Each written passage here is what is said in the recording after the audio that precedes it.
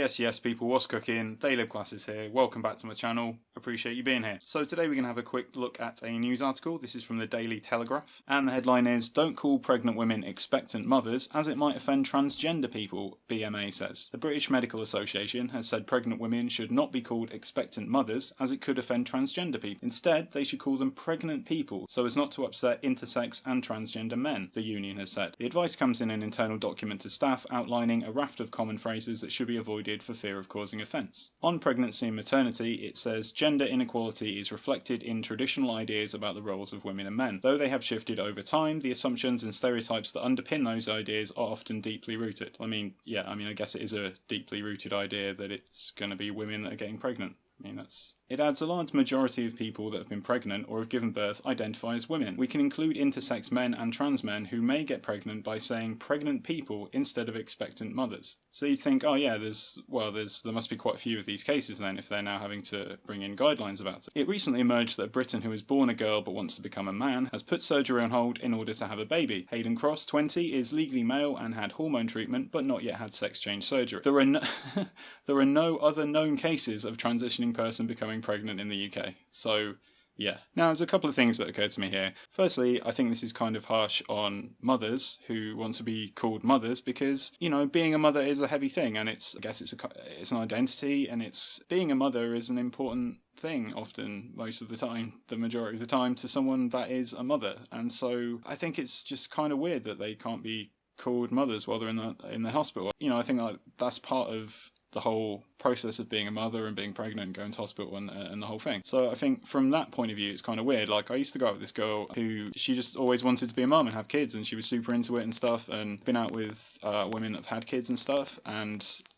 seen the role that a mother plays and that type of deal. And so, for them not to be able to be called a mother when that's what they're doing is kind of, weird. And statistically, it doesn't make sense to me to change all the rules that's going to affect a whole lot of people on the very rare chance, in fact, one occurrence of this thing happening.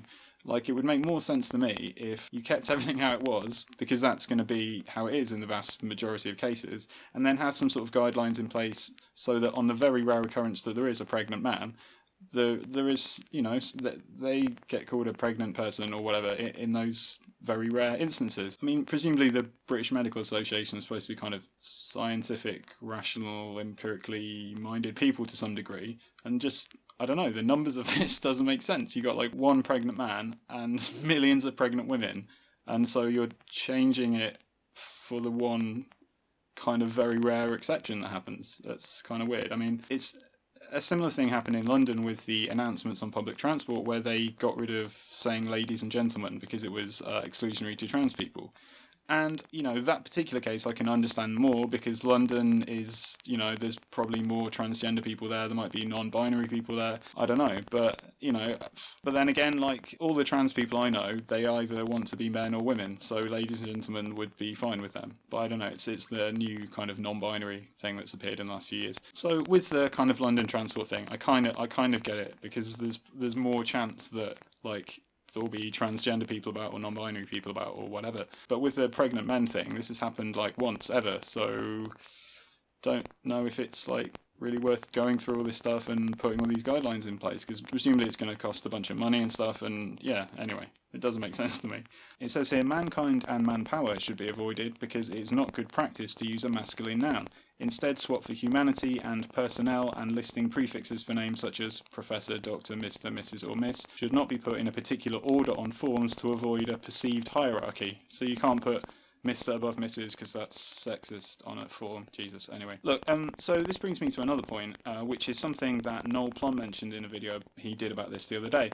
I'll put a link in the description. You should go check out Noel Plum's channel, definitely. He's awesome, he makes great videos. Go and sub to him, he's really funny, he makes really good points, just awesome dude. So, he pointed out that while they're kind of criticising this sexist language that's, mankind and manpower, that kind of thing, they still have the kind of rank within the NHS of matron and sister, which are, surely that's sexist, because they're just jobs that women can do. But anyway, yeah, that's another point. I just kind of feel overall that this doesn't really make sense, and it kind of makes trans issues look stupid, because people that aren't familiar with these kind of issues, they'll kind of look at this and go, oh my god, look at this, it's political correctness gone mad. They've changed all the, I don't know why they're northern, they've changed all the rules at the hospitals because of one person. This is mental. Like, so overall it doesn't make a lot of sense, but I thought it was kind of interesting to have a look at, and it's something that's going on in the UK where I'm from, as you can probably tell by my accent. So there we go.